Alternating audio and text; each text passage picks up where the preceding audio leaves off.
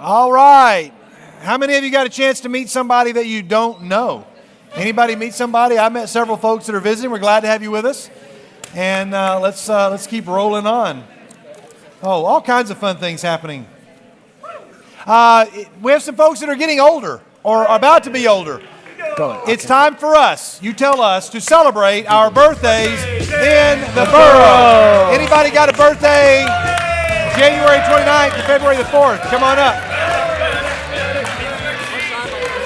Come on up. Happy birthday.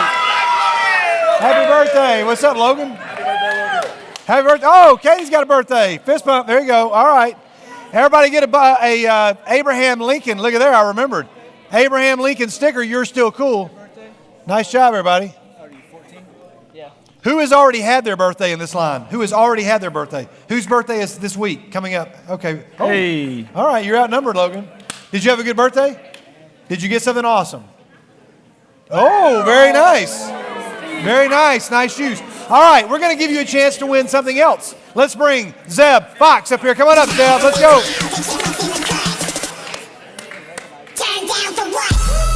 All right. Zeb, you're going to have 30 seconds. You guys put your heads down so you can't see. Everybody that's watching at home or watching here in the room, don't give it away. Zeb's going to have 30 seconds to be the worst charades player ever to convey this word or phrase, That's it. You're going to have 30 seconds. You guys can look up, speak loudly, give answers loudly so we can hear you. Zeb, your 30 seconds, they start right now. Oh, that's the fastest ever. The fastest ever. That is a new record. That is a new record. Congratulations. That was it. Look, the timer's still going. It was snow day. Wow. Incredible. I mean, Wait, we didn't sing it. We haven't sung it yet. Oh, you're right. You got to come back up. You all stand up. No, birthday people stand up. Just stand up where you are. Just stand up. Yeah. Just stand back up. Good all call the over birthday there. People stand Good up. call. Wait, there's only 3 standing up. Where's our other one? Birthday people stand up. All 4 of you stand up. Katie, stand up. Oh, there you go. Stand up. We're going to sing too. We forgot to do that. My bad. All you got to remember are 3 simple words, and those words are, you're still cool. And it goes like this. Well, you're 1 year older than you used to be, and you're still cool. Nice and loud. Go. You've still got it. It's plain to see. You're still cool. Yeah, it's your birthday Today. Come on. That's why we're here to say that you're still cool. Everybody say happy birthday. Oh, it's that time of year, everybody. Here we go.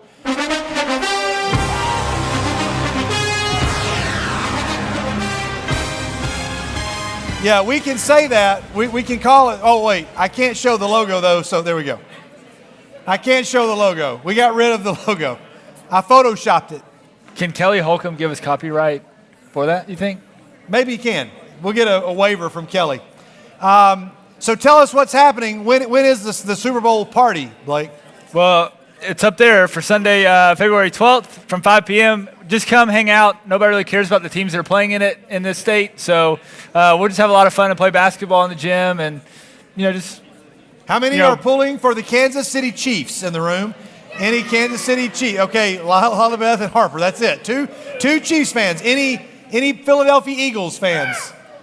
Okay, 6 of you. So 6 people will be invested in the game. But we're going to be giving away a lot of prizes. There will be over $100 worth of prizes given away at the Super Bowl party. Real dollars or just NBYG bucks? Oh, not just NBYG bucks. Oh, real dollars. Gift cards. Whoa. By the way, are gift cards real dollars? I mean, they can be used as real dollars. Money. Yeah. NBYG bucks can be used as money. Here. Yeah. Okay. There you are. All right, everybody. We're getting closer and closer and closer. So, I love it. We're going to be heading up the mountain come February the 17th to the 19th. It's going to be exciting. All we'll say is balances. Listen carefully, guys, because some of you will need to hear this. Yeah, if you signed up and you signed up as a deposit and didn't pay the full balance of Winterfest at the time that you signed up, that's coming out later this week. So only those people that paid a deposit will get a link that says, hey, here's the remaining balance, pay this, and we hope to have that all tidied up by February 10th. and we can just And I cruise believe our way in. I believe our spots are full. We are full. If somebody said, hey, I really want to go, you can talk to us. You'll be on a waiting list. If somebody's not able to go, you can fill their spot. Or if somebody, if there's space in a room and you don't mind sleeping on the floor, it might be possible. But right now, we are packed with one of the largest crowds we've taken to Winterfest in a long, long time. And speaking of that, some of you got a letter last week that was not signed. It may be important to a teacher to have a letter signed. If you need one signed, there are new copies of the Winterfest letter. These are also available where? On our website. So they just go on the website, they can download this. nbyg.org, you download it, you can then print it right off. I mean, I guess you could take Skid's name off of it and put it on a check for all kinds of money, I guess. Wow. He's giving all kinds of ideas tonight. Well, Chandler was the one that just kind of figured it out. I want to make a quick comment about the Mexico mission trip. So those of you who have expressed interest in that trip, you need to listen very, very, very carefully. You must listen very carefully. That deposit is due on Sunday. That deposit is due Sunday. Because of the large number of people that are going, we're going to have to probably enlist our protocols for limiting the team in some way. So if you have a parent who has expressed interest but have not participated in another trip where they've served as a chaperone, we're probably going to have to talk to them. They're probably not going to be able to make this trip because we've got a lot of people, more people than we expected. We want as many teens to be able to go as possible. And also, if you have two parents that have signed up, probably going to have to decide which parent may want to go. And then if you are the parent of a senior, we'll try to give you as much priority as we can, but even that's probably not going to help us. So we need to, we're going to have quite a bit of talk as to how we're going to make that number work. So I'll be having some individual calls with folks, but you might want to go ahead and prepare your parents for that if they've signed up to go. That's going to be a tough challenge. And we want you to be able to go, even if your parents can't go, but we're going to have to find a way to limit that trip. That deposit, however, is due on Sunday. If you have not yet signed up, or if you did not yet come to the meeting, rather, then you're already on a waiting list because it's already full. And so you can talk to us if you have questions about that, but that is what we have there. Okay, if you got it, say got it. All right, there you go. All right, let's do some fun things before we kick in. We have all kinds of stuff happening tonight. And once again, it's been a while. It's time for our picks of the week. Here are the picks. I think it's been over a year. It's been over a year. It has been over a year. First picture is just a guy that I want you to meet. How many of you have ever met somebody out in public and you're like, man, that person was fascinating? Anybody ever done that? And you're like, I wish everybody could meet that. This right here is my friend Joe. Joe's right there in the middle. And Joe is an older gentleman who has 3 children. Joe's 3 children. This is from an event I taught at a discipleship event in Kentucky a couple weeks ago. And Joe was there. I sat at his table and I said, Joe, I want to get a picture of our group because Joe is amazing. He has 3 grown children. And I asked if he had any grandchildren. And Joe said no. He said, my children are all grown, but none of them have any children. And I said, oh, wow, that's surprising. And he said, but don't feel bad. I have 155 nieces and nephews. Yeah, nobody responded the way I thought you might. 155 nieces and nephews. And and a true story. He said if everybody in my family shows up for church, there's no room for anybody anywhere else to sit if they all show up. But he said they don't all come to church. But we're praying for that. But that was my friend Joe. I just thought it was a fascinating story. We'll move on to some pictures that you all are going to enjoy a whole lot more. Wait, so you're just going to drop that fact and then not explain how he's got 155 nieces and nephews? You want me to explain how he's got 155 nieces and nephews? Yes. Yes, get it, please. Well, Blake. I don't know at what depth I have to go. I'm not exactly sure how. Larry, Rhonda, would you please call Blake after True North tonight, and would you have a long overdue conversation with him? Joe comes from a family of 9 kids. Oh, okay. Maybe I missed that part. I mean, if he has nieces and nephews, he's going to have brothers or sisters that have kids, right? Yeah. Am I missing something? Hey, this is a new segment that's called, What Is This a Picture Of? Who wants to be the very first contestant ever on What Is This a Picture Of? Chandler, you've been volunteered. Chandler, would you stand up? Chandler, you're going to look at a picture. You'll look at picture number 1, and you're going to try to tell us what is it a picture of. If you do, the prize is the applause and approval of your peers. Can you tell us, what is this a picture of? You need to be specific.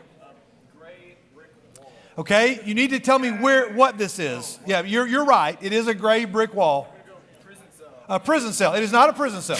All right, your next picture. You're going to get another picture. This is another picture. This is another one. Same picture. It's the same picture. I mean, the same location. I do not know. Okay, you do not know. All right, don't shout it out. Do not shout it out. If you say, I know what that is, raise your hand. If you say, I know what that is. You said she doesn't know?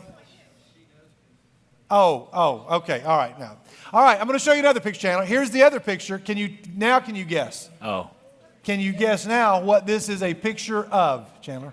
Is this the filling station? You're right. It is the filling station. Only one part you didn't get right. This picture was taken years and years ago, and it is a picture of my daughters on the stage of the filling station before it was completed. So there they are. That's way back there. That was what that building looked like. You just found that picture. You can have a seat, Chandler.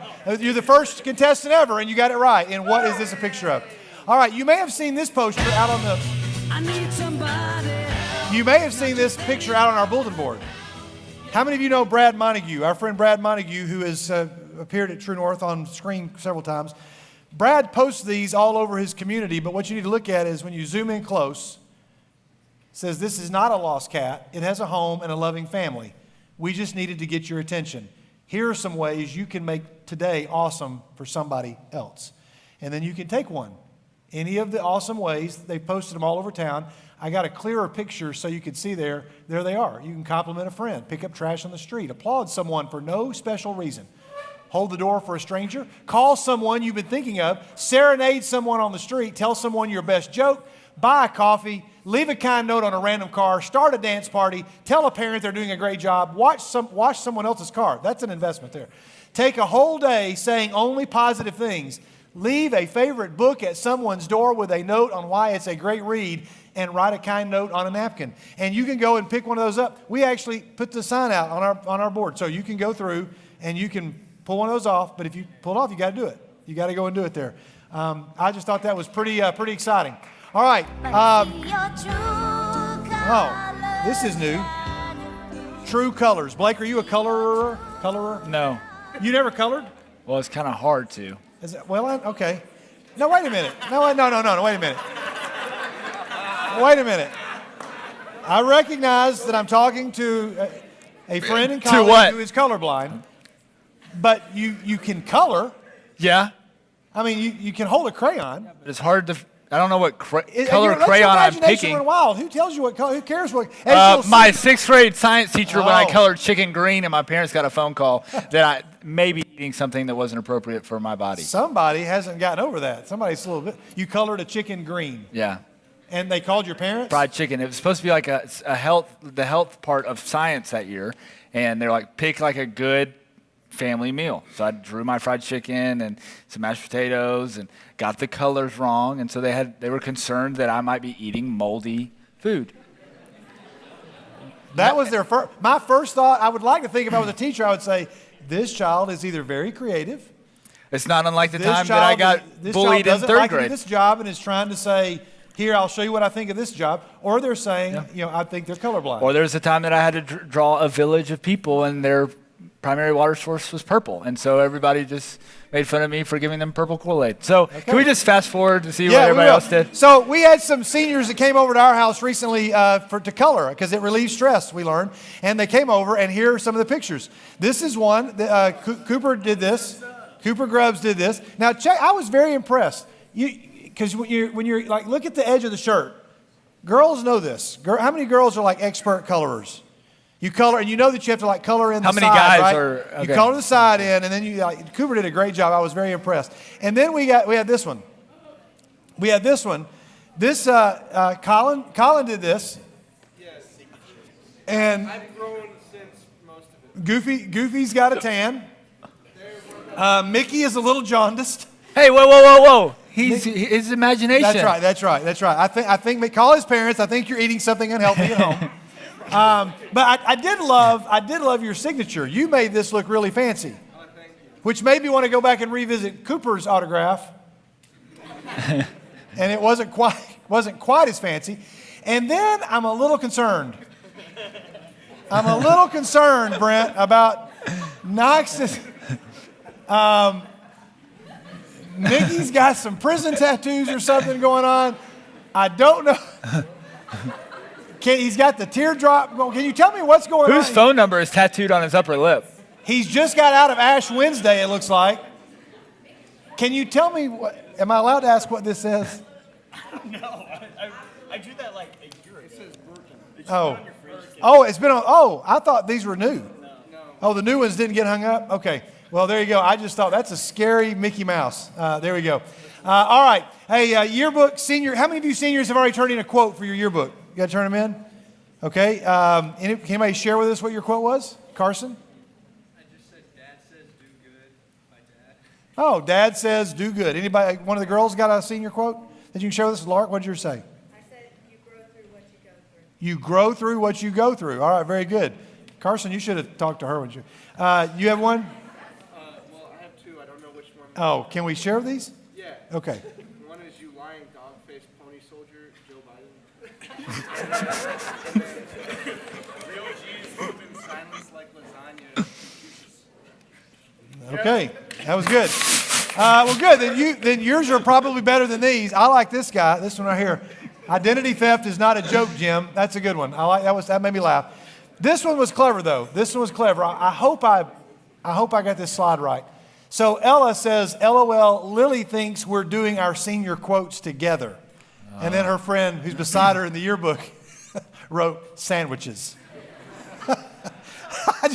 I just found that to be funny. I guess they were going for the Frozen line, the joke here.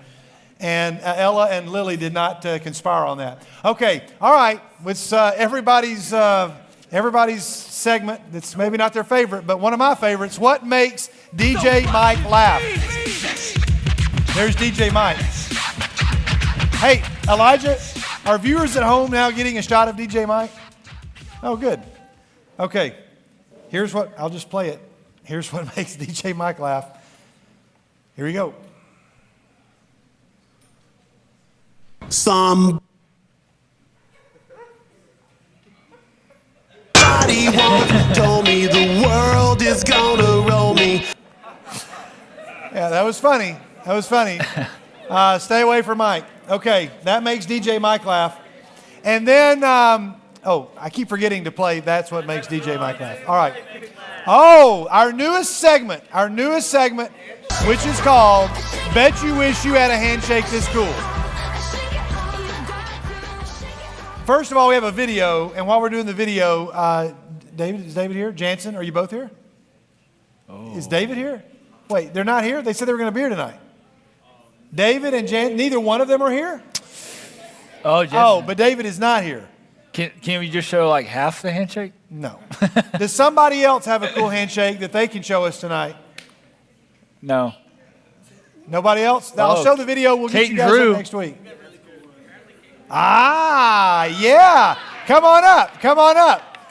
Drew and Kate have a handshake. I forgot. I saw this at the baptism last week. Just step up on the stage where everybody can see. Drew's got the coolest walk. It's a very cool walk. Okay. All right. Let's step back here so you can see. And you all approach each other in the hallway and let's see their very cool handshake. Oh, I can't see it. What? Nice. That was very good. I thought I had a thumb war. Oh, you modified the thumb war? I like the thumb war version. That was great. All right, that was good. You come on down. Let's give me a big hand, everybody. Give me a big hand. Left side. Yep. All right, this is cool. This is a preschool teacher that has a handshake for every single child. A different handshake for every child.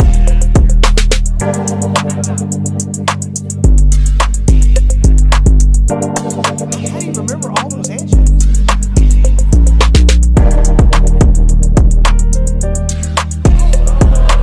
How are there that many kids in his class?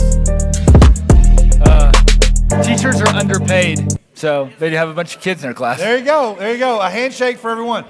So we'll see the other handshake next week. Okay. Well, he's not here. You know what this means. It's time to play Guess Who. Now, if you know because you've seen this picture or you know if you know the answer, that's part of the game is guessing the answer. But if you already know for a fact because you've seen this picture, let other people guess. Raise your hand if you want to guess who we think this is. Have you all seen the picture? You haven't seen the picture? Do you want to guess who it is? Do what? You know what? We'll go that. We'll go there. I mean, yeah, you're right. He got it. He got it right. We'll have the face. There we go. It is in fact. How many of you still don't know who that is? Okay, it is Andrew Berard. Drew, stand up. Drew, stand up. There we go. It is Drew right there. That's Drew. That's him, Drew Berard. Which makes us want to do a new segment.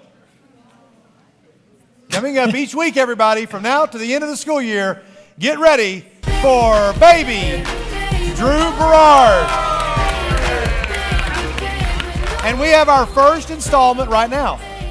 Our first installment right now. Here's the picture of the week for Drew Berard right there. It's good. It's good. Got a lot of adorable awes. Okay. All right. This could be a mistake. This could be a mistake. I don't know. But we promised last week we're going to push through. We've edited and changed the rules, but we got to go quick. We're playing with less people, but we're going to play another round of, yes, another round of what does that say? Now, we need 2 people who say, I was so good at that game, I can kill it. Now, wait a minute. You all think you are really good. You've been practicing. All right, Blake, would you like to find 2 guys? Hey, will you find 2 guys? 2 girls, come on up. I need 2 guys that know each other. That can do this. That know how to do this game. No, I don't believe you. I do not believe you.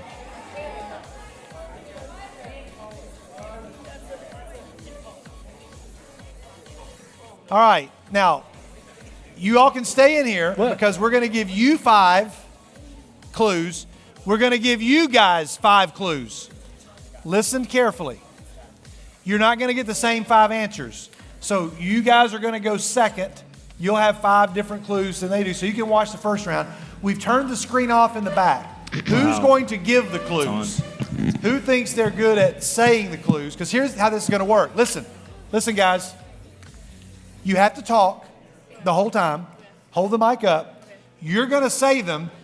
One of you is going to look away from the screen and just try to listen because it's sometimes easier to play if you're trying to figure out what they're saying. You may figure out the. Are you going to give the clues? I think she will. You're going to give the clues. And when you stand right here, stand right there. You're going to turn around right here. And if she gets the answer, fine. If you get the answer, fine. Now, Blake, the way we decided to do this is we have how many seconds? You have 30 seconds per word. 30 seconds per word. It's going to be very easy to feel like I seem silly saying this the way that I'm saying it. Yes, you are going to be silly saying it. And if they're not so getting just keep saying it because you only have 30 seconds before the next one pops up. Yeah, change the way you're saying it. But if you figure it out before she does, you can shout out the answer. You get 5. This is a battle of the sexes. So girls versus the guys. Guys, you have a slight advantage in that you get to go second, but your clues are going to be a little tougher, I think. They're randomly selected, but yours are a little tougher. All right, you have 5 of them, 30 seconds per one. Blake will tell you time, and we'll move to the next one, okay? Nobody at home help out. We've made this game a little easier. This is probably the last time we're ever playing this game. Unless you do really well, and then we But might you try all it again. think you can do this. I think so. Mike and Blake did a really good job. I wish I'd recorded it because it was hilarious, and they nailed them. There was one they did not get. There was one they did not get, and I'm very curious to know if the guys are going to pull that off. All right, here we go, girls. You have 5 answers. No, you got it. You ready? Just If you want to swap halfway through, you can. Halfway through? Okay, that's fine. If you want to swap given the clues, that's fine, but you have 30 seconds. No, not for the individual word. Right. Yeah. Wait, whoa. After the first word, you can swap. Okay. You can't swap in the middle of trying to guess one. Here we go. Because you're trying to listen, you can't see the words on the screen, okay? Here's your first one. Let's go. Hold the microphone up very close. Sink or swim? Got it. She got it. Sink or swim. That's right. Very good. All right, we got one. Okay, now you have 30 seconds to do the next one. So the clock resets. Okay, it's not a race. Ready? Talk loudly into the mic. Okay, both of you. Here you go. Here's your next one. United States. You got it. She got it right. Very good. They're 2 for 2. All right. Very good. You got it. All right. Here we go. Here's your third one. You are now. They got 2, guys. The pressure is on. Oh, this is sibling as well. Didn't realize this. Go. Yeah, okay. Time is running as we're Here we going. go. The loser has to get Mickey Mouse tattoos on their face. All right. Here we go. Ready? Sin amen sir gur. Sin amen sir gur. Sin amen sugar. Cinnamon and sugar. She got it right. Very good. It's cinnamon sugar. All right. You all 3 for 3. So much better than last week. Here we go. Try it again. Up he such ease. Up he such ease. Up he such ease. Up he such ease. You can say it if A you know piece the of answer. cheese. What? A piece of cheese. You got it right. A Oh, piece of all right. cheese. You're All good right. with those. They're now I 4 just for know 4. that. All right. Now we're going to go for 5. Here we go. Ready? Here's your clue. We shy worth hair. We shy worth hair. Wish I were there. You got it. Very good. You got it right. job. 5 for 5. Big hand for the ladies, everybody. They got it right. That's it. All right. The ladies got it. This is already going so much better than last time. Okay, now it is time for the guys to play. Switch mics. What does that say? Let's give them the mics. Who's going to be giving the clues? I guess Knox. I am. Okay. Now remember, 30 seconds per one, and you can't pass. You have 30 seconds. Just keep saying it. Different answers, of course. One of these is really difficult. All right. Okay, I'm ready. You ready? Yeah. Okay. 5 for 5. No, Here's your first one. Go. These if hill war. Whore. These if hill war. These if hill war. These if hill war. That's the word. What? These if hill war. These if hill war. Lisa Thilfor. These if hill war. The Civil War. Oh, he got it right. He got it right. The Civil War. It's the word. Yes. I'm the just word reading. is war. That's not how I would read it. Wait, that's but- not how you say that word? No, that's not how I would read that word. If you say I wore. I know it has an I H. That's just wore- how I would read that. I'm just glad Daniel Jones isn't up here. That's all I got to say. All right. I know. Yeah, you got it right. That's still how I would read it. I know that there's no H. That's just how it looks to me. If you said I wore a jacket to school today, we're gonna get fired. Let's just keep going. All right. I do want. I'd like do to do want my a next GIF. one, please. I do want to get a GIF from the live. I'd like to do the next, Of you just next going. one. Ooh. That's gonna be a popular reaction for. I'm ready for the next Yeah, one. you're ready. I bet you are. Ready for the next. I'm trying to think. The next one. Are we gonna get any more trouble with the next one? Do you need me to read? No, I can read. I got it. All right, here we go. 2 for 2. Let's go. Battery snot ink looted. Batteries not included. Oh, he got it right. Very good. Did you know what you were saying? No. Yeah, okay. All right, you're 2 for 2. Absolutely Girls, not. there's one that's going to stump them. I feel certain. I There feel is certain. one. Here we go. Hi care Abe out you. Hi care Abe out you. Hi care Abe out you. Hi care Abe out you. I care about you. Let's go. I just thought, I care about you. I care care about you. I care about you. I'm trying to say it in a bunch of different ways. Well, we so were- you can say it. Yeah, we've already experienced you trying to say Well, in things first in grade, that's how we talked. I cannot breathe. Let's That's how we talked. Exactly. just read the, don't add letters, Knox. Just read the letters. All right, here we go. Here we go. Here's your next one. Thud income hand mints. The Ten Commandments. That was one shot. One shot. He got it. The 10 Commandments. Very good.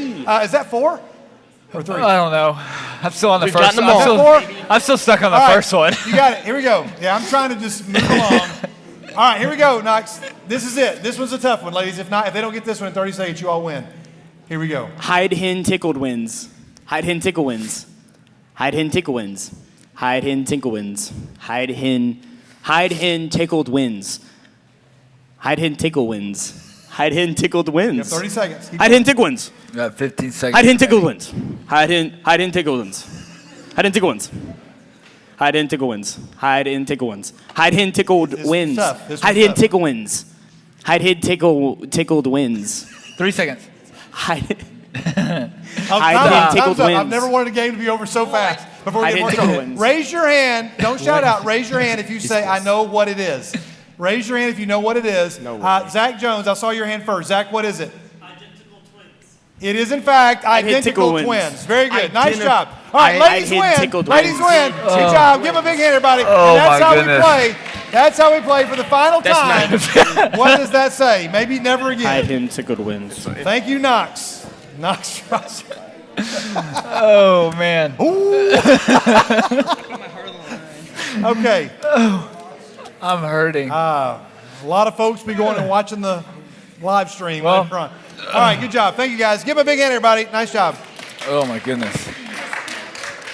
Hey, we are going to transition here, and let's get those of you that are going to help sing. If you guys will come on up and get in place, and for another time here, guys, we're going to do prepare ourselves for our worship.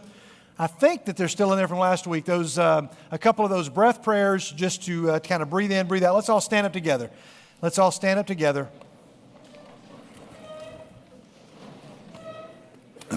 And for those that have been here, you can see the screen and know how it works. We're just going to breathe in on the first and just say that one to yourself. Say that as a prayer for yourself. Just breathe in. Yes, sir.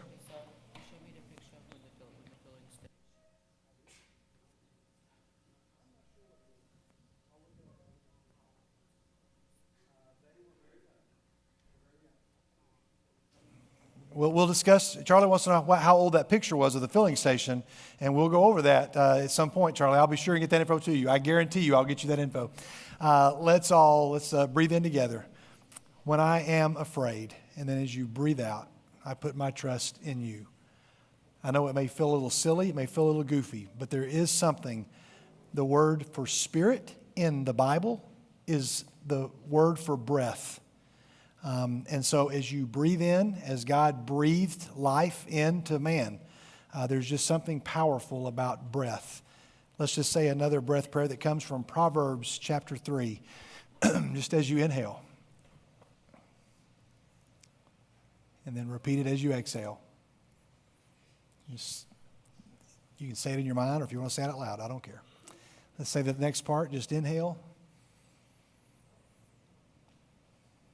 And then exhale. And the last one you can do on your own.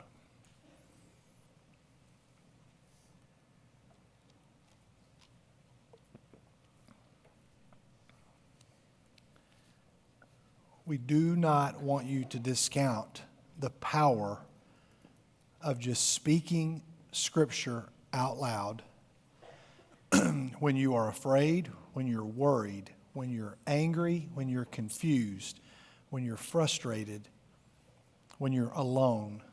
Whatever emotion you came in here tonight feeling, whether it be good or bad, there really is power in these simple passages. I'm going to cast all of my anxiety onto Him, for He cares for me. We'll sing a few songs together, and then we'll continue throughout tonight. Every time I kneel to pray,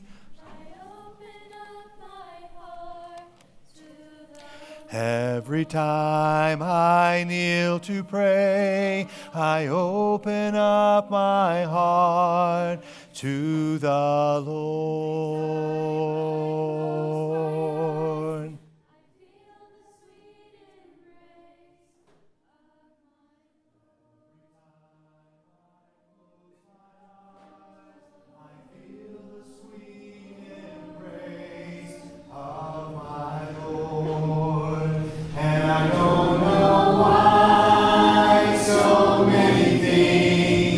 Seem to get in the way.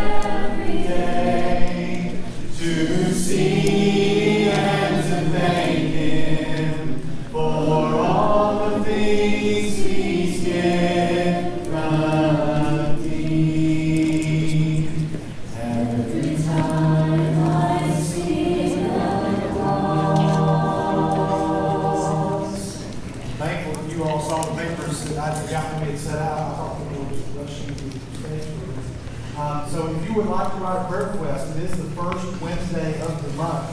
And Sharon is in the room there. If you want to write down any prayer requests and put that underneath the door, she's going to be bringing to those tonight and then throughout the month. These same requests and pray for them. So do that anytime. Let's continue to worship together. Everyone needs compassion, love that's never failing. Let mercy fall on me. And everyone needs forgiveness, the kindness of the Savior. The hope of nations, Savior, He can move the mountains. My God is mighty to save. He is mighty to save forever. Author of salvation, He rose and conquered the grave. Jesus conquered the grave. So take me as you find me, all my fears and failures. Fill my life again. I give my life to follow everything I believe in. Now I surrender. Savior, He can move the mountains. My God is mighty to save. He is mighty to save forever. Author of salvation, He rose and conquered the grave. Jesus conquered the grave. Shout your delight and let the whole world see you were singing for the glory of the risen King. Jesus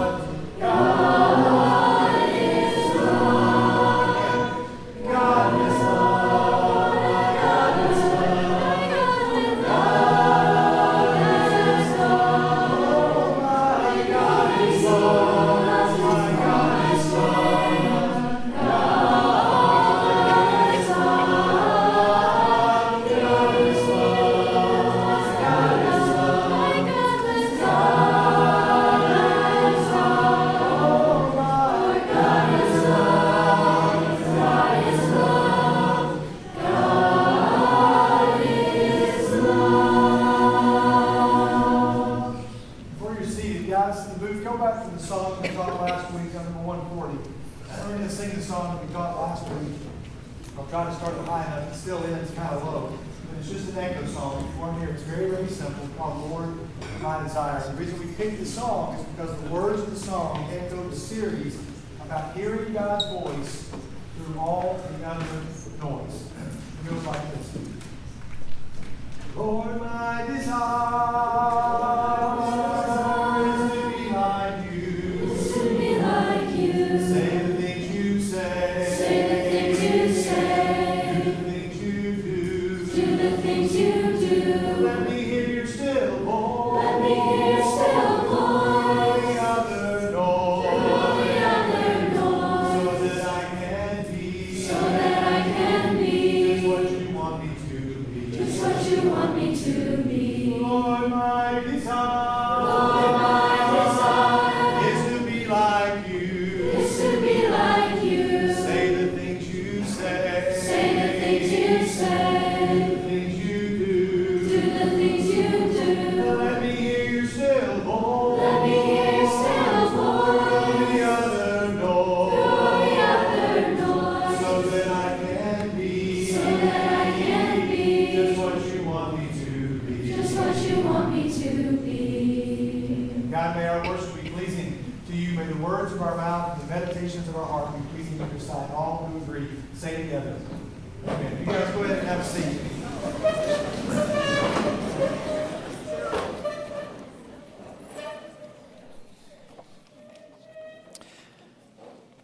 To those that may be tuning in online, we are glad to have you joining us. And those that are here in person, I'm trying to look up some notes that I took that I want to be able to share before we bring our guests back on. Last week we heard a lot of stuff. And last week there were some, I know that a lot of conversations, I participated in at least 4 different conversations with folks that had questions or things that they wanted to ask about. There were things that people heard that they were like, oh man, I really needed to hear that. And there were things that people heard that they thought, oh, I did not want to hear that. And there were things that people heard that said, I'm not sure I agree with that. Then there were things that people heard that said, oh man, I know I need that. I don't want to admit that I need that. There were all different areas last week. I'm just curious, with a show of hands, how many of you had some what you would consider a significant conversation about anything that we talked about last week after True North, at home, at school, in the car, on the phone, with your parents, whatever? How many of you had a follow-up conversation with anybody? Just raise your hand if you had a follow-up conversation. I've had quite a few. I know several parents. Many of you, I say many, there were at least 8 or 9 of you that texted in and said, you know, man, I needed to know some of those things. I needed to hear those things. I was glad to know some of those things. And then there were folks that thought, you know, whoa, I just don't know that I like talking about these things. And then there were some that said, I'm just not sure I've ever heard things like that.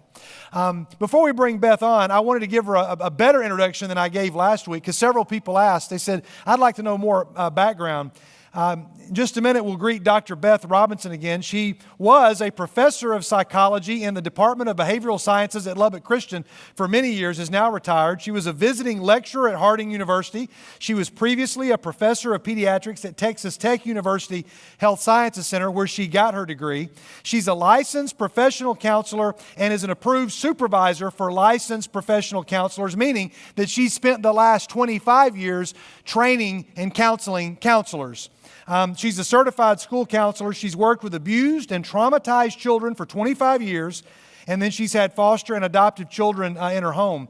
Also, some other things that I thought might be helpful. She was, I mentioned that she was a visiting lecturer at the Clinical Mental Health Counseling at Harding. I mentioned that she was a professor of pediatrics at Texas Tech. And then I think I've also said, that she, for the past 25 years, has trained counselors and is a licensed counselor, of course, herself. And so she had a lot of things to say and a whole lot of stuff. And let's give another welcome. Let's bring Beth back on the screen and give another welcome to Beth Robinson. Hey, Beth, can you hear us okay? I can hear you great. Can you hear me? Yep, very good, very good. You can see the room, and like last time, I've kind of let Beth know, here are the people who are in the room. We have 7th through 12th graders. We have middle schoolers, high schoolers, some college students. We have married couples, grandparents, maybe some great-grandparents, certainly youth sponsors, youth workers, friends of our students. So another good crowd here tonight, and I'm guessing another good crowd listening online, Beth, and also some people that'll be watching this later this week or maybe even years from now will find this online, and we hope that you find this helpful. So, Beth, we had a follow-up conversation today where we talked about some things and where we wanted today to go, and we're really basing tonight's discussion on some questions that many of you sent. Several of you sent questions. We've combined them because a lot of the questions were the same. We're not going to get to all of them. If we don't get to your question, please don't think it was because we didn't think that it was important or significant. We just didn't have time to get to it. But Beth, let's begin with last week for a second. Because I know the thing that several students, I've had several conversations, and you know, it's like, oh man, here we go with the technology talk again. We do not want to hear about the technology talk. It's kind of like telling people to eat their vegetables. Some are like, we get it. Some say, you know, I don't think it's got the effect or has the effect that some people are saying, and others say, I know it does. I just don't like to hear that it does. But you clarified something for me that I think was helpful, because you said something that a couple of folks talked to me and said, I didn't understand. When she said that there are folks that will not see, caregivers that will not see a person until they've been off technology for 2 weeks, that was not a counselor or a therapist. You were talking about people in the medical profession, doctors, pediatricians, and psychiatrists, because it was a medication issue. But they said before we medicate anybody for any type of mental need or mental illness or any type of issue, they've got to be off technology for 2 weeks. And I think that's an important clarification. Why is that? Well, and that's specifically about if the referral need is anxiety. They want to eliminate that your anxiety is being caused by your interactions with technology, because they don't want to medicate you for something that changing a habit could change instead. So that was medical doctors will like to see you do 2 weeks off of all technology. Now, if you show up at my office, I'm not going to make you go off technology for 2 weeks to talk to me, and I'm going to help you get some coping strategies. So I'm sorry that was not clear last week. Yeah, well, and it was not that it wasn't clear to everybody, but I'm thinking some people may have thought I didn't understand, and I think it's an important distinction to say that when you have medication involved, you've got to get that baseline. And it's not just that the problem with technology is not just that I'm on a device, but it's all of the triggering things that I'm being exposed to, you know, from friends, or maybe people are being bullied, or maybe they're seeing things that are, you know, firing all kinds of neurotransmitters in their brain, the dopamine that's released because of all these things. They need to get a baseline. So I think that was a good distinction. Is that fair enough to say? Well, and I think I should clarify too, that there are certain types of technology that work on your reward center that are more likely to cause anxiety. So gaming is one. Some of the social media, you know, there's a quote from one of the founders of Facebook who designed it, that it was set up to be rewarding like gambling is rewarding. And so it kind of trips that mechanism in the brain. And I want to clarify too that I'm a nerd.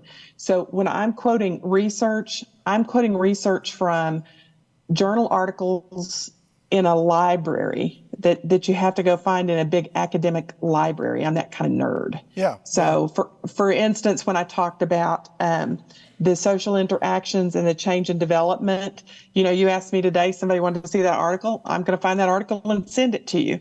But it's not going to be in Psychology Today. It's going to come out of, and it may be 2 or 3 articles that will come out of a scholarly library. So we have several targets tonight. Let me make one caveat for everybody. One, I recognize that some of you in the room are going to say, you know, right now things are good in my life. I've got some anxiety over things going on at school, or, you know, whether or not I'm going to make the squad or make the team. And I've got some friendship issues, and, you know, I got typical things going on, but things are great. I really don't need this. I at least had one person that said, you know, it was great. I'm glad we did it. I didn't need it. And I was quick to say, well, you know, that's great. Praise God. But you also realize you are swimming in a culture of people that do need it, and you're surrounded by people that need it. And you're going to be caught off guard when one of your friends comes to you with something and you're like, I don't know what to do with that. So before you are tempted to say, I don't need this, then make sure you're aware that somebody in your life is going to. So let's get that out of the way first. Then a second thing is we don't have time to cover everything. Beth and I talked a lot today about, we don't have time to get into a lot about sexual identity issues or disordered eating issues or self-harm. Some of these things that would need to be their own entire series or night, and we'll have those in the future. And if there are questions you have about those things, then we'll talk about how do you get to somebody that can help you. But tonight, Beth, there's several notes that I took. We wanted to talk very specifically about some coping strategies because several students asked questions like, what do I do in the moment when I'm feeling overwhelmed, when I can't get control of myself or I feel like I'm losing control? Not just what we would call a panic attack or an anxiety attack, but just a moment of where I'm very overwhelmed. And let me say this, when you hear some of these things, I can guarantee you some of you are going to go, that sounds silly, or that sounds so simple, or that can't possibly work. These are not just ideas that, Beth, that you've made up. These are things that have been proven through lots of social scientific research to be helpful in dealing with these things. Is that fair to say? Very fair. It's nerdly research, yes, but I've hopefully put it in terms that you can connect with. Okay, now, she's put together some handouts that we don't have fully available for you tonight, but we'll make them available to you. So some of you are going to want to take some notes or write some notes down. You can go back and watch online and write all you want. You can journal and write down some things tonight. But you'll get some of these. Megan Lamb, our own Megan Lamb, is going to help make these teen-friendly from a graphic standpoint so that we can pass these out to you. So, Beth, I think the first place to go, and again, I want everybody to go in with an open mind because some of you say, I'm not there yet, but you will be. I've told you, Beth, that these are some techniques that I've used in my own life to deal with just moments of stress. So where would you like to start first, Beth? Where do you want to go first? Well, I want to talk about laughing, okay? One of the things that I often do with teens that I see in counseling who are really, really struggling, they've been cutting, or they're having a really rough time, a lot of anxiety, a lot of depression is, I have them send me YouTube videos or TikTok videos that made them laugh. They have to give me their top 5, and they send those to me for laughter. So laughter addresses 2 things. It helps ground you in the present because you can't be thinking about what you're worried about when you're laughing. And the other thing that it does is it helps you think more positively about your world. Okay, so say it again. It grounds you in the present. Yes. Okay. Now, to somebody who says, hey, wait a minute. We just told last week, no technology. I'm being the devil's advocate because I know where you're going with this. You said to me last week, hey, I use technology when I use students. I want to leverage. That's the world they live in. I'm going to find a healthy way to use it. Show me your favorite funny video. And you said it in a conference I was at. In order to find one funny video, a student's going to have to find several. They have to look through several. But the value of laughter. I mean, we know that cancer patients are even often treated with movies that are going to make them laugh because we know that laughter has a scientific effect, a biochemical effect. And so I find a video, I show it to you, what's going to happen? Well, it's not that you're showing it to me. It's that you laughed while you found it for me. Okay. It's great for me too to end my day with a good laugh as a counselor and have a teenager who's sending that to me. But it's that you took the time. And I'm going to tell you my bias is, and this is going to age me. Sorry, teens. I love the old I Love Lucy and Carol Burnett sketches. The physical comedy, I love it. Mork and Mindy. Some of you teens have never seen any of that stuff. Maybe you should check it out. Because Adam Sandler, they say, is as close to that as we have in a modern era, which he's probably old to teens today. So I want you to laugh a lot. Okay. Because that helps a lot. I want you to learn some really quick techniques that help you. Things like clenching your fist as tight as you can, which actually clenches your arms too, and then just releasing them and shaking them like spaghetti. So something as simple as clenching your fist as tight as you can, which actually are some things that I've tried and have found that, again, somebody says, well, I did this once and my problems didn't go away. Nobody's foolish enough to say it's going to help. But the physical act of clenching something very, very tightly and then releasing it and doing that over and over again, what's going to happen? It calms your body down. Some other things that you can do to calm your body down that I didn't even put on this list is you can push a wall. Putting both hands against the wall and pushing as hard as you can calms you down. If you're a parent of a younger kid who's just having a lot of trouble calming down, putting a hand on the shoulder and just squeezing gently is very calming as well. I heard you say once that pushing a wall, correct me if I'm wrong, that pushing a wall releases endorphins in the brain from the same nerve centers from when you receive or give a hug. Did I hear that right? Yes, it does. It does. And hugs are amazing. That's the other thing. Healthy hugs. They're very calming. They help with depression and anxiety. And one of the things that often happens with teens is all of a sudden they go from being a little kid and crawling in mom and dad's lap and getting rocked and getting held and all of that. They lose a lot of that physical contact. So as parents, you need to work at finding ways to physically engage with your kids in a playful way that they feel comfortable with. So that's huge. Okay. So you said laughter, and then you talked about some physical acts. You wrote down gratitude. I'd like to hear that because, again, somebody says, okay, I'm feeling stressed. I got nothing to be thankful for. Right now, I'm overwhelmed. You wrote down in one of these techniques, practicing gratitude and keeping a gratitude journal. Talk about those for a second. Well, there's a lot of research, again, nerd research, that shows that gratitude actually changes depression into positive thinking, because when you take time to be grateful for the things around you, it's hard to be as down on the things around you. And sometimes it's small and simple things that you can be grateful for. So tonight, I'm extremely grateful that I have cinnamon tea. I love my cinnamon tea. I am grateful for that. But if you start a journal and you journal in it, just make a list of things you were grateful for in the day. It creates much more positive thinking, and it really, there's a lot of research on this. It activates new neural pathways in your brain. Gratitude does. Say more about that, because again, it's very tempting. I don't know this. I can't see everybody or hear what everybody's saying to one another. And some of these, I'm sure, would make us go, oh, okay, I'm going to do that. Like, I'm going to try that. And again, these things, they work. Not just because laughing makes you feel better. We all know, that seems intuitive. But you're saying these things create new neural pathways. I'm fascinated by brain research. I know that maybe students in the room here are like, okay, whatever. But what do you mean by creating a new neural pathway? It literally creates new connections in your brain. And so that's the kind of things that typically happen when you're learning to walk or learning to speak.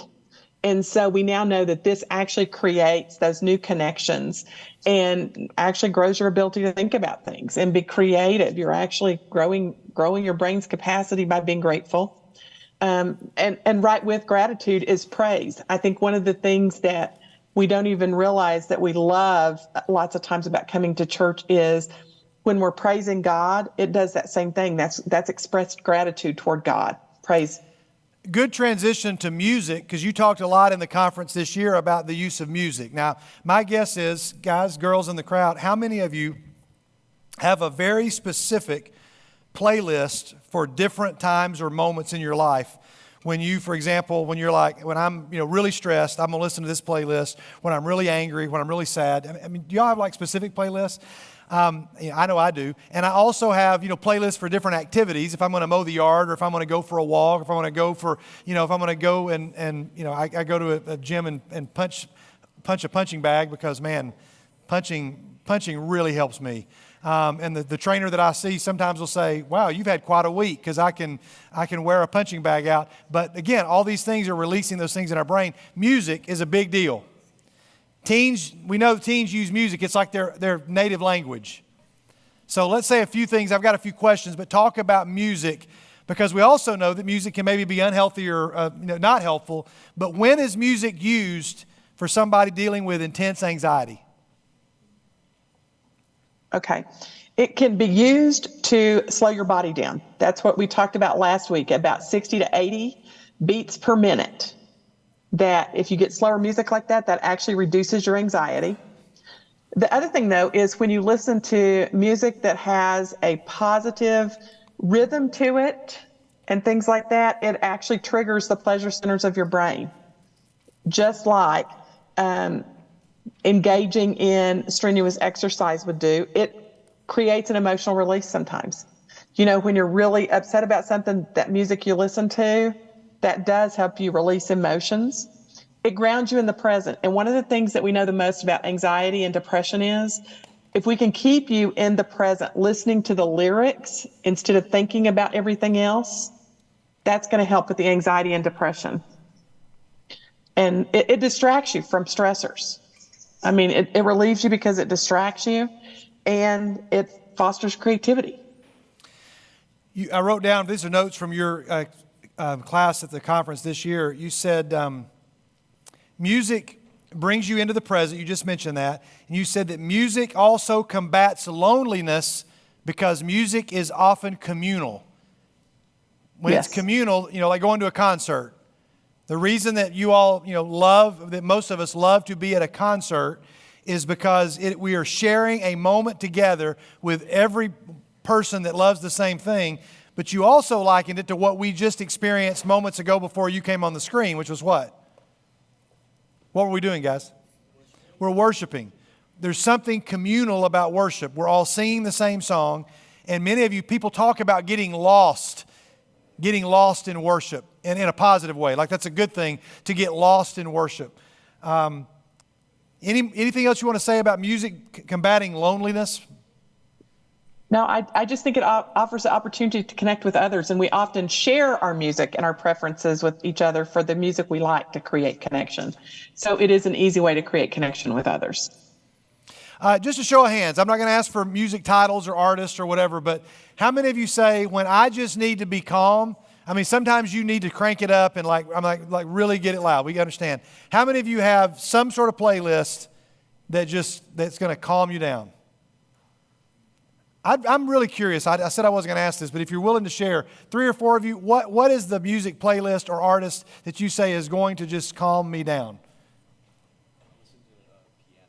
Okay, piano music. Hey, we got a teen up here on the front row. You can go and download Mandy's album, and I've listened to it personally. I know to just calm me down. It's playing in the background in my office every now and then. Somebody else who's got a calming, it's for the purpose of I'm going to calm myself down.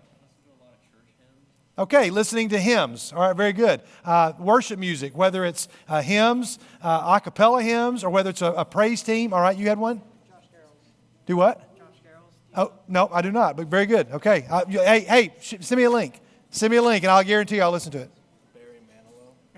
Barry Manilow. You'd be glad to know that Barry Manilow was mentioned. Is that for real? Yeah, I went to his concert. Oh, that explains a whole lot. All right, very good job. Good job. That's a highlight. I'm just saying that's a highlight of the night. One more over here. Music that you listen to that calms you. There's this song from Rio, the movie by Jamie Foxx called Fly Love. It's so good. Okay, so there's a song. Sometimes you have a go-to song you listen to. Okay, and Beth, I wish you could see, I know you already know, the faces of these teens when they share their favorite music. There's something about the expression on your faces when you share that is, like, I can just tell, that makes them feel in a better place. Beth, I want to ask you about this definition that you gave. I wrote this down. You said anxiety, not really a definition of anxiety, but you said anxiety is produced by ruminating on something that happened in the past or worrying about something that might or will happen in the future, both of which make you feel like you have no control. So the purpose of most of these grounding techniques that we're saying these are things you can do and try are things that are going to ground you in the present and bring you here. Expand on that a little bit, that definition. Well, I've never been quoted so much as I have been with you, David, so I didn't know I got quoted quite so much. I wrote a lot of notes. Go ahead. When we think about anxiety, and that's why I said what I did last week about lots of times the thing that we think we're anxious about, and there are some genuine things we are anxious about in the present or near future. It's often worried about things that happened in the past that we can't change or control, and we're worried about what's going to happen from that, the result of that, or we're worried about things out in the future that we can't control. So there's a real loss of a sense of control in the situation. And so getting you in the present and focusing on the here and now helps reduce you thinking all the time about the past or the future that you can't control. Okay, now I want to be careful because I told you that we might venture here, and I think it's worth mentioning because it's relevant to a lot of people in the room, and it needs its own discussion. And all research says, because people say, oh my goodness, if you talk about this, is it going to give people ideas? And all research says, no, it does not work that way. But from the experience that I've had in working with students who self-harm, I asked you this question, and you said that the thing that's hard is, I said, what can we say about self-harm? And you said the problem with self-harm is that it works, with quotes on it. And you said that's what makes it difficult, is because it works. And you said, and nobody wants to hear that told to their student or to their teen because they can misunderstand that. I think it's very clear that we say, okay, what does it mean by it works? In the short term, someone that is self-harming is trying to gain control of pain that, I'm not in charge of I can't control the pain they cause then or the pain I fear in the future, but I can be in control of this. And this is what I can control. And so whether I'm trying to hold pain in or emotions in or to let emotions out, there's 15, 20 different motives for self-harm. And we're like, I've heard from many counselors, they're like, the problem is for a teen, it works in the sense that in the moment, your body's going to react. Your body says, we've been harmed. We're going to release all the things we would release if a person accidentally fell and and cut themselves. I think it's very important we drag this subject from the dark out into the light. You say it works because it gives you a sense of control. The techniques you're doing are saying these are the healthy ways, because even though something works in the moment, it's going to put you into a vortex, of future pain. Can you say something to expand on that? Well, it works. We keep talking about all this brain chemistry, nerdly stuff. It works because usually people who are self-harming are in pain and they want the pain to stop. It is not that it's easier to bear physical pain than it is psychological pain. It's that when you injure yourself, your body releases the chemicals that reduce pain. So when you cut your arm, your body responds by releasing the chemicals, and I don't have the name in front of me right now, that help reduce pain. And so it does reduce psychological pain temporarily. And then the danger then comes how? That you begin to rely upon that instead of having good coping, healthy coping skills like we're talking about. And the other issue is that sometimes you engage in more severe harming behavior the longer you do it. And you may at some point actually put yourself at risk for dying without that being your intention. And there are other, go ahead. Well, and so we want to get that stopped early in the cycle. And we want to turn to other types of coping mechanisms. I would much rather, and you're going to love this one, you haven't heard this one yet, David. I would much rather have a teenager who's feeling that kind of pain lay down in the floor and kick and scream like a 2-year-old and throw a huge tantrum. I'm telling you, the tantrum will feel really good. And I only discovered it myself when I thought I was dealing with a kid in counseling who was throwing a tantrum, and I thought, well, I'm going to get them just to laugh at me throwing a tantrum. I laid down on the floor and threw a tantrum, and I went, man, no wonder this kid does this. This really feels good. After you kick and scream and stomp your feet, you feel much better. So I would much rather that you laid the floor like a 2-year-old and threw a fit than cut yourself. Because you talk about healthy coping mechanisms and these other things like, I had a student who I met with probably 10 years ago dealing with self-harm. Counselor said, in those moments, so just make a commitment to me that in those moments when you feel this urge coming on, I want you to get a journal out and I want you to write down 10 things that you're thankful for. They suggested this idea of gratitude. And then I want you to call somebody, make a list of somebody you're thankful for, call them and tell them why you were thankful for them. And just the sound of their voice, and it's okay to even say, would you mind telling me a reason that you're thankful for me? Which sounds, on the surface to be selfish or whatever. But they said that act of doing that is going to tap into those same places that's going to release those same feelings of, oh man, I feel better about myself. So simple and so important. So Beth, the last part of our time, and there's a whole lot of these other grounding techniques. I've got one big question I want us to spend our last few moments on, but say a word about the breathing exercises, because we've been doing these breath prayers, and I think some people are quick to say, I know how to breathe. Again, the body is wired that certain types of breathing are going to help ground you. Give us a couple of those before I ask you a big question to wrap up with. Well, I actually created a whole page, a handout for you, just on different breathing techniques. Yep. That's it. I mean, find the one that works for you. Try them all. I mean, there are things as simple as 2-to-1 breathing. I mean, you inhale and you hold it for a count of 4, and then you exhale to 8. It has to be twice as long. We know the inhale needs to be shorter than the exhale for it to work effectively, to relax you. There are alternate nostril breathing. Do this. Breathe through one nostril. That works. 4, 7, 8. In 4, hold 7, out 8. So I put Which all is these really together. hard to do, by the way. It's really tough. The It 4, is, 7, but 8. that's part of why it's so grounding. That's part of why it's so grounding. And Why? if I were there, because you really have to think about 4, hold 7, let out 8. If I was there in person, we'd take 10, 15 minutes and we'd practice breathing different ways, just for you guys to try it, see what feels good, and see how it relaxes your body. Okay, so I've got these handouts that we're going to make available to you all that are going to have a lot of these grounding techniques, a whole lot of these breathing exercises. But I think it's important we spend the last moments of our time. A big question, somebody says, I don't need all these right now. My life's going good. I'm not, I get stressed and I go and fish or I go and run. I do things that I don't fish or run. I'm saying people would say these are things they do to make themselves feel better. But a friend comes to you.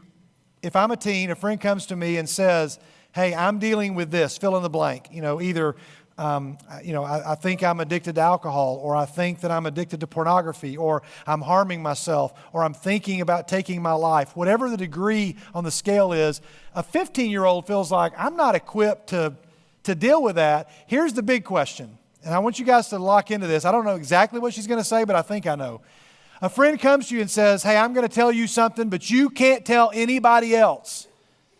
And then they lay something on you that they're dealing with, and now you're carrying the burden of, I've got this friend who I know is in trouble. Man, I don't want to snitch on them because then they're going to hate me and they're going to feel betrayed.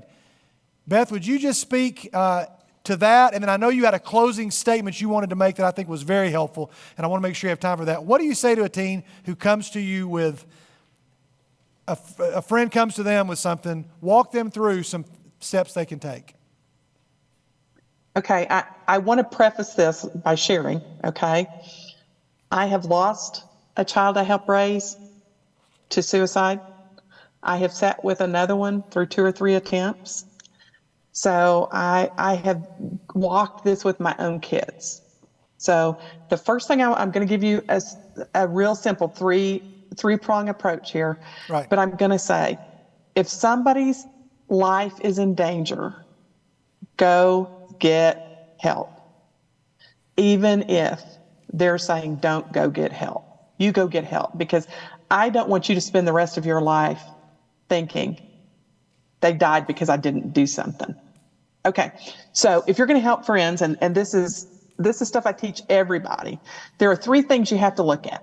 Okay, you have to look at connecting them with people who will be supportive. And so David already talked about that. The call, I'm grateful for you. Is there something you're grateful for about me? Friends, supportive people who are going to walk with your friend beside you. One person can't carry it. Second thing you can do is you can actually take these handouts when you get them, learn these skills, and teach them to your friends who are struggling, coping skills. So it's supportive people, it's coping skills, and it's changing how people think. And I'm going to tell you, the breath prayers do that beautifully. They change how you think, and they're a coping skill. Hadn't even heard about it until I went to NCYM this year. Love it. But I'm going to say, I even put together a handout for you on how to address the thinking stuff. It's the gratitude journals, it's the laughter, it's all the things that are here. So I am going to say to you, it is helpful in short bursts to allow a friend to vent. It is not helpful to allow them for hour after hour after hour to talk about how terrible their life is. You need to step in as a friend with an intervention, which are these coping skills or these grounding techniques, these things. You can redirect your friends to engage in more helpful behaviors while being supportive. If you allow a friend to just kind of, I call it spinning, where they're talking about how terrible something is and they spin and spin and spin and they say the same thing again and again, they're only going to get worse.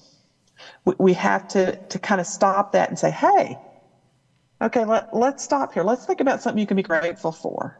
Or why don't we both look for a video that we think is really funny? And you do something that stops that spin. If we can stop the spin, you're being an effective friend at that point. And I put these strategies to help friends in with this material that'll be available to you as well. And Beth, before I let you make the closing statement that we talked about earlier, it's okay for a teen to go and find a trusted adult and say, I need some help. I need to know what to do. I'm concerned about my friend. I've told many students, maybe some of you even directly in this room, how hurt are you going to be if your friend gets mad at you because you went and told a parent, hey, I'm worried about my friend. And your friend goes, I can't believe you told your parents, I'm so mad at you. And they call you bad names. On a scale of 1 to 10, how's that going to feel? And somebody says, oh, it's a 7. Some of you go, oh, that's a 10. If my friend's mad at me, that's a 10. Okay, fine. I can guarantee you that the pain you're going to feel if they go and injure somebody else or themselves, certainly seriously, living with that pain's going to be way higher than them being upset at you. And I don't know that I've ever known somebody that has been mad at somebody long term for saying, Knox, you shared this with me because I'm your friend and you want me to love you, right? He's like, yeah, that's why I'm telling you. Then it would be wrong. I may be telling them this after the fact, after I go and talk to somebody that's older.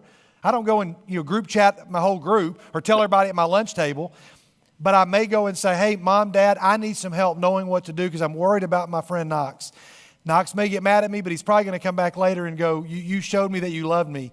I think that's really important that they can go and tell somebody else because it's just not fair to lay something on your friend like that when they're not equipped to handle that, right? Beth, you had something I said, if you wanted to say one thing to teens to close us out, and I want you all to lock in. Before I let her ask that statement, let me ask you, she can see you in the room. Would you just be honest? I'm not asking for, any deception here. Raise your hand if you have heard something tonight that you're like, I may not have been able to know that, or I may not like that or that, but boy, this right here, I'm going to hold on to that. I needed that in this moment. If you heard something tonight, I'm not going to ask you what it is. Just raise your hand. Raise it up nice and high. If you heard something that you felt like I needed to know this, I hope you can see, Beth, a lot of hands of people saying, okay, that was helpful. But then you still have a kid in the room, somebody on one of these seats that is saying, I'm dealing with something that is really heavy. And I said, what would you say to him? You had a great closing statement. I'm guessing you remember what it was you wanted to say. But what would you say to students? I'll give you the last word. I would say to you that you have no idea how important you are to God and how important you are to God's kingdom. God created exactly one of you.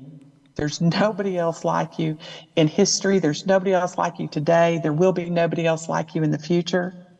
God needs you. He has a special place, a special mission for you in your life that no one else will ever fulfill. As rough as it is now, as tough as it is now, He can use all of this in your mission and ministry throughout life. Hang in there. Know that He loves you more than you will ever understand, and that you have a special place in the kingdom. Those are powerful words. And, I don't know the problems of every student in this room. Some have entrusted us with some, deep parts of their life. And the thing that just echoes over and over is, wow, you're going to be such a force in the kingdom for somebody else who needs to know what you've gone through. And you're going to have such a powerful voice to be able to help somebody else going through what you're going through now when you're 30 and there's somebody else that's 13. Whatever it is that has caused you pain, God's going to be able to redeem that. He's going to be able to use that in some amazing ways. Beth, you've given us some very practical tips. We've only had 40 minutes to be able, there's so much else to talk about. Beth has said she'll come back in the future. We'll be able to talk about some other things in the future. We'll bring her back in one night to talk about some other issues.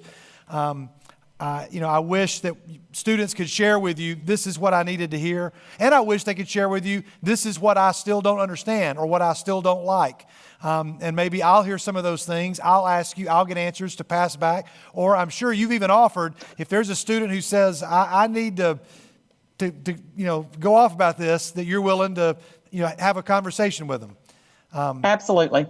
So, Beth, any closing thing you want to say before we say a prayer and say goodnight tonight? Any closing thoughts to the teens of the NBYG? I feel very privileged. Thank you so much for letting me be here tonight. I wish I was close enough to be there in person, but really, really appreciate you being kind and listening to me.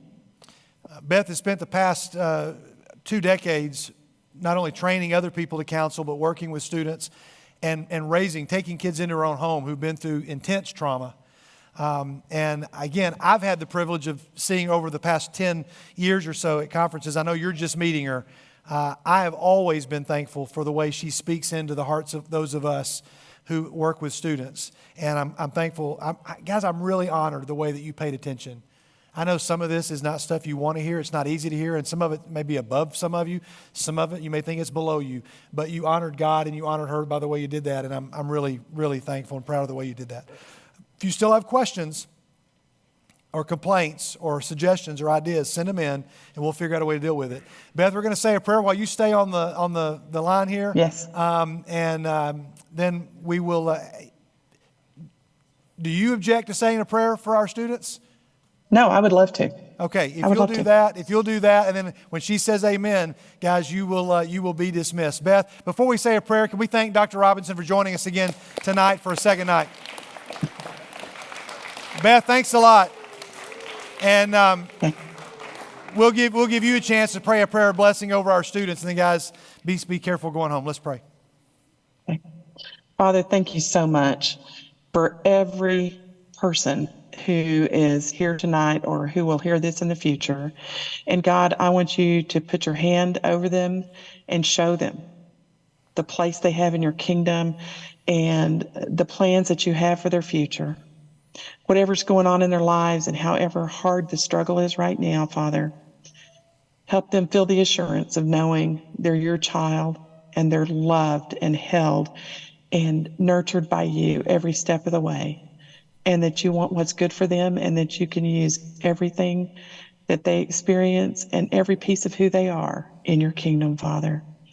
Again, I am so grateful to have had the time here tonight to share with these young people. And Father, please act in their lives and guide them so that they will serve you in your kingdom. It's in your Son's name I pray. Amen. Amen. God bless you guys. Have a great night. Thanks, Beth. Take care. Have a great night.